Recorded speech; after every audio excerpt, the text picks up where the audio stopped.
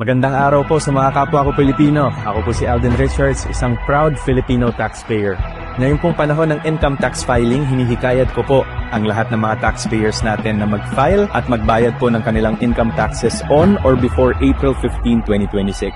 Ang tamang pagbabayad po ng buwis ay mahalagang ambag natin sa patuloy na pag-unlad ng ating bansa para sa mas maayos na serbisyo publiko at mga programang makakatulong sa pag-angat ng bawat mamamayang Pilipino. Upang maiwasan po natin ang rush o penalties, syempre ayaw po natin yan, mag-file at magbayad po tayo ng maaga o sa takdang panahon. Para sa karagdagang impormasyon, bumisita lang po tayo sa website ng Bureau of Internal Revenue o sa pinakamalapit na BIR office sa inyong lugar. Ito po, paalala ko lamang po sa inyo, magbayad po tayo ng tamang buwis sa tamang oras para sa mas maunlad na Pilipinas.